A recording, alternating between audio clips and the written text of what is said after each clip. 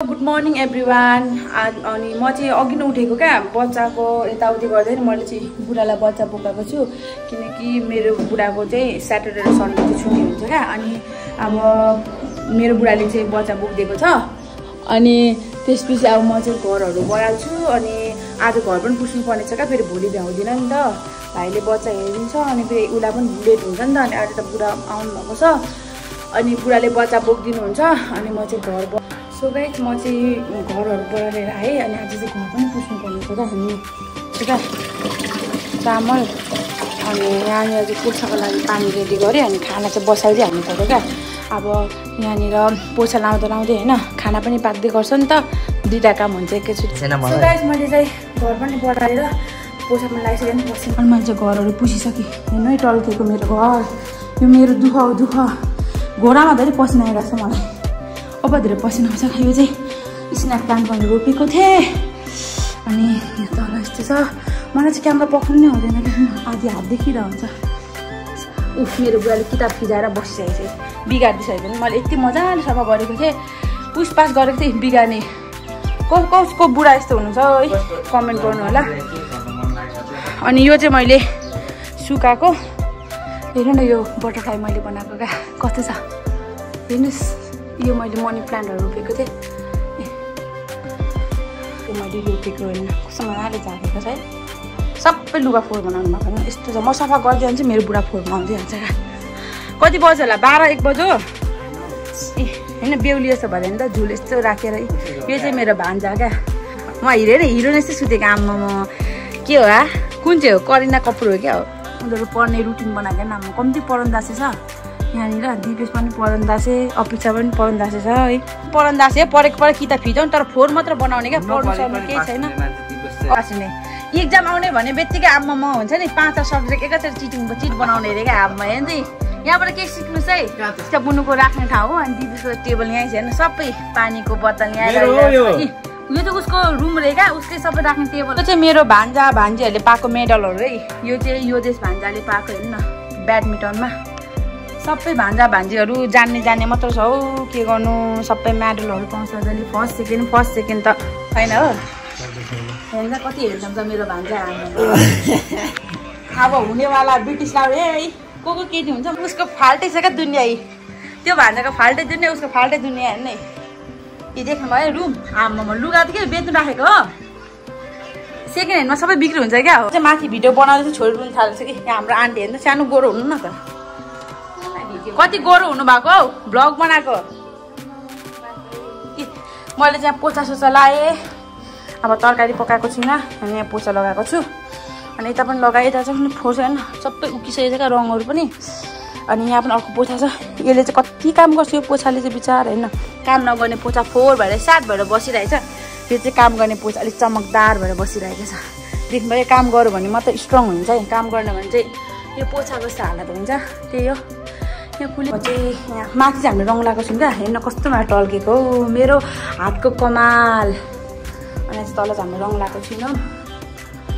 यहाँ चाहिँ कलर लगाएको, सबै पानीले उकिँदो रहेछ क्या, आकाशको पानीले हेर्नु सबै पक उकिने क्या, जति रङ लगाउँदा पनि। त्यस्तै मैले बढालेर सबै सफा बनाएर राखेको छु।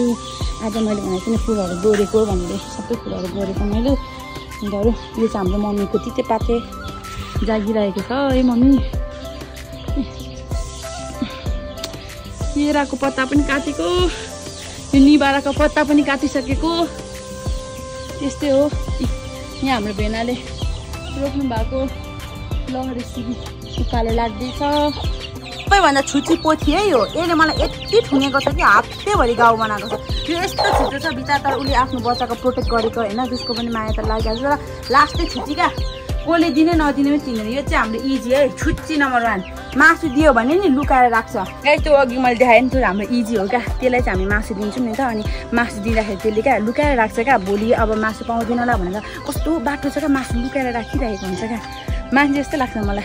त्यसलाई चाहिँ हामीले किन बाँटेको भने नि, अब अस्ति हामीले फ्री नै छोडिदिन्थ्यौँ क्या। तर त्यसले चाहिँ क्या अब हुन्छ नि, भुसा कुकुरहरूसँग गएर किर्ना सारेर बल्ल बल्ल किन लिएको भएको छ, छुच्चो भएर है, मान्छे टोक्नु खोजेर। अनि त्यही भएर हामीले बाँधिदिएको। त्यही भएर पाप त मलाई लाग्छ होला होइन, तर पनि लागोस्, म ओके छ अरे क्या।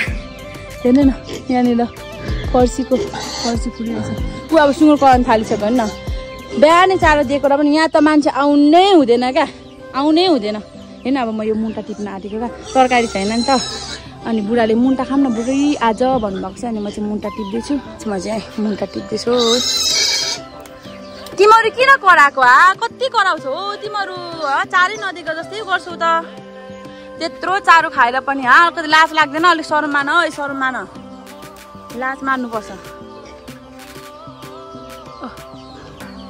हाम्रो सुँगुरहरू लाजै मान्दैन हौ लाज शरम भएको सुँगुरहरू छ हाम्रो मान्छेले सुन्दा पनि कहाँ यिनीहरूले त चारै दिँदैन रहेछ भोकै राख्छ भन्ने जस्तो बनाउँछौ के गर्नु जिन्दगी गाह्रो छ यति मुन्टा टिप्दैछु म तर हामी दुईजना मात्र छौँ क्या भाइ चाहिँ उतै बस्यो घरमै आज आउँछ अब बुढा र मेरो लागि मात्र उयो सेतो सुँगुर छ नि हेर्नु यस्तो छुट्टो छ कि है यस्तो छुट्टो छ कि हो अनि यो कालो सुँगुर हेर्नु कति क्युट छ म जस्तै छ गाइस मैले चाहिँ मुन्टा टिपिसकेँ बिहान बुढा र मलाई पुग्छ यतिले होइन मकैहरूलाई जुङ्गा लागिसक्यो अब मकैहरू पनि फल्छ मेरो रोप्नु भएको क्या अब धेरै कामदारी हुन्छ हाम्रो त मम्मी पापा होइन बेलौती कति धेरै पाकिरहेछ हामी चाहिँ यता अम्बक भन्छौँ पश्चिमतिर बेलौती के भन्छ हामी बेलौती भन्छ तर बेलौती भन्ने शब्दको सुनिराख्नु जस्तो भनिराख्नु जस्तो लाग्छ मलाई म बेलौतीहरू कुखुराहरू तल चाहिँ मैले भाँडा छोडिदिएको छु मैले बरालेर सफा बनाएको छु यता पनि सनक्क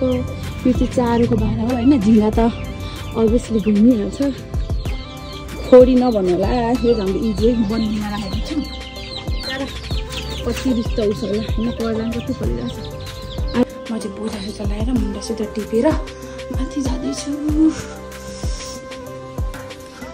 मैले खुसी कस्तो सफा टल्केको तर यो केही समयको लागि मात्र हो क्या फेरि भएर जान्छ जिन्दगी गाह्रो छ जुत्ता राखेर फोहोर बनाइदिइहाल्छ क्या हिजो आएर लुगा सुकाएको थियो क्या अनि कक्रक्क भइसकेछ धेरै लुगा घाममा राख्यो भने पनि खान्छ अरे क्या घामले हाम्रो पापाले भन्नुहुन्थ्यो क्या सही नै रहेछ है गाइस धेरै घाममा सुकायो भने क्या लुगाको कलर उड्दो रहेछ डिस्कलर हुँदो रहेछ त्यही भएर अलिअलि सुक्ने बित्ति भनेर सुकेपछि चाहिँ उडाइहाल्नु होला चाहिँ मैले लिइसकेँ हेर्नु न सुकुटी यस्तै भएको छ कक्राका अब पट्टाउँछु अब सुरो मुन्टाको लागि पट्टाउँछु अनि यहाँ चाहिँ मेरो छोरी रानी उठ्नु भयो कति छिटो उठ्नु भएको त आमा कति हाच्नु भएको मामुको अब अलिकति मुन्टा केलाउने काम छ अनि बुक्छु ल हस् केलाउनु हुने मजाले केलाउनु ल यस्तो छ नि यो डन्डा यसरी यस्तो भाँच्नु न अनि मजाले पाक्दो रहेछ क्या एकदम चाहिँ किरिकिरी हुन्छ पुग्छ नि बुढाइतिर हामीलाई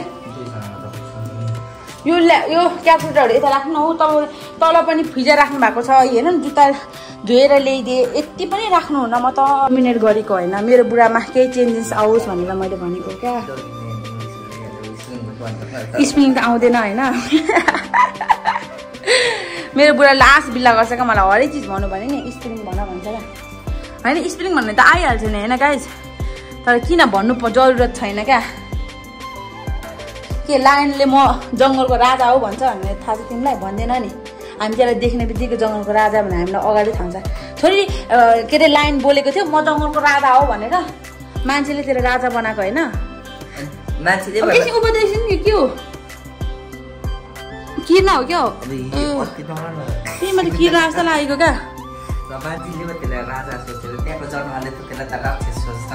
राक्षस भन्नु नि तर थर्किन्छ नि त राजै भनेर त्यो घोषित छ नि त हो के अरे घाँस पचाउने छ मात्रै हुँदैन नि त त्यहाँ पनि छ नि त कुरा किन तिमी त्यसको डक्टर हो कि क्या हो यसो एनिमल फ्याक्टरहरू सुन्न हो हेर्नुहुन्छ एनिमल प्लानेट सो गाइस त्यस्तै छ मैले चाहिँ भात पाकिसकेछ हाम्रो भात अनि होइन यस्तै यस्तै छ हेर्नु न यहाँ फोहोर छ है मैले अघि पुसेको नि त डस्टबिन यहाँ पानीको डब्बा यहाँ मैले कुच्चो यहाँ राखेको छु अनि यहाँ मसँग चाहिँ क्या के छ भने नि सो गाइस मेरो छोरीको गीत सुन्नु है भोइस नेपालको कुर्सीहरू फर्किन्छ कि फर्किँदैन मेरो छोरीको रुवाइले हो म बसिराख्नु पर्ने खाना नबनाउनु ए हो खै आँसु देखाउनु त तपाईँको नक्कली आँसु देखाउनुहोस् पुपु खाने अनि अक्सिजन पुपु खाने खाँदैन खानु भएको होइन फेरि गाउनुहोस् त कस्तो राम्रो स्वर आहा दिनाहरू चाहिँ मेरो छोरीलाई होइन खुसी भएको अनि देख्नु यस्तो गर्छ दुध खाने बेलामा को कसको बच्चा यस्तो गर्छ कमेन्ट गर्नु होला मेरो छोरी खुसी भएको दिन्छ भनेर फकाउँदैछ म चाहिँ सुँगुर र कुखुराहरूलाई अनि इजेलाई खाना दिन जान्छु होइन।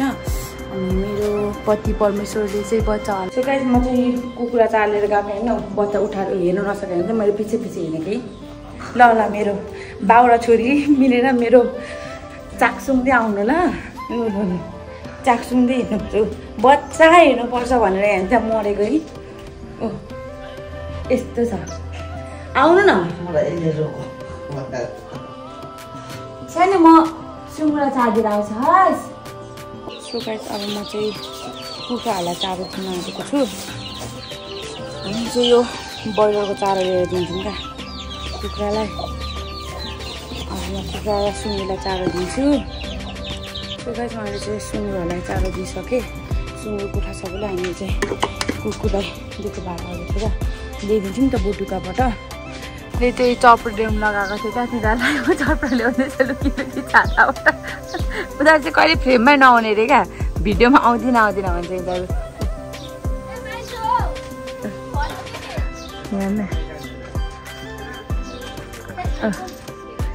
लुकी क्या। सो गाइस धरमा यस्तो धेरै गर्मी छ कि भगवान्, म त मर्नु आँटे पाकेर। हेर्न मेरो छोरी गर्मीले बसिरहेको छ बिचरा। हामीलाई चाहिँ चप्पल लिएको छ उनीहरूले, दुईजनाले राखेको मैले पठाएको थिएँ। चटपटे मैले चाहिँ चटपटे भन्छु, चटपटे चटपटे।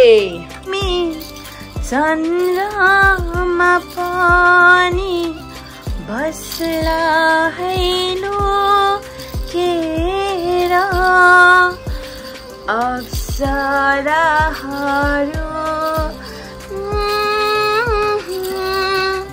लजाउँछन् होला। सो गाइस मेरो छोरीलाई चाहिँ गाउँदै सुताउनु पर्छ अनि म त सुत्छ क्या होइन, गर्मीले पुरा। अनि मैले चाहिँ मेरो छोरीको पुरै सबै लुगा खोलिदिएर उसको पातला खालको धोतीले छोपिदिएको क्या। कस्तो गर्मी छ, रात परिसक्यो होइन, लास्ट गर्मी छ क्या धरमा। लाइफ कुखुराहरूलाई सुताउँदैछु अनि म चाहिँ त्यहाँ बसेर हल्लाइराख्नुभन्दा बरु यो डोरी तार्नु चाहिँ डोरी लगाएको छु क्या यो सल। अनि बरु सुती यसरी हल्लाउनु पनि मजा आउने, उसलाई पनि निन्द लाग्ने, मेरो पनि कस्तो ढाड दुख्छ हौ गाइस। त्यो अपरेसन गरेको क्या, अपरेसन गरिसकेपछि कस्तो ढाड दुख्दो रहेछ। प्लिज कसैले पनि अपरेसन नगर्नु होला, बरु सक्दो नर्मल जमाउनु होला। अपरेसन धेरै गाह्रो हुँदो रहेछ। मैले त कस्तो ढाड दुख्छ, धेरै बेरसम्म बसिराख्नु सकिँदैन, बसेर लुगाहरू धुनु पनि सकिँदैन, धेरै गाह्रो हुँदो रहेछ यो सिएस गर्नेहरूलाई। मलाई त कस्तो गाह्रो हुन्छ, झन् त्यो डेलिभरीको टाइममा त झन् कस्तो गाह्रो हुन्छ। कसम मृत्युको मुखमा पुगेर मृत्युसँग लडाइँ खेलेर निस्किनुपर्छ, आफू त्यस्तो हुँदो रहेछ क्या। त्यत्तिकै आमा बन्नु सजिलो रहेछ त। त्यति भ्लग चाहिँ यति नै हो। अब चाहिँ हाम्रो सुतिसकेको, मेरो बुढा सुतिसक्नु गर्नु मैले डायग्राममा गर्नु कस्तो गर्नु छ नि त। Everyone bye, love you all.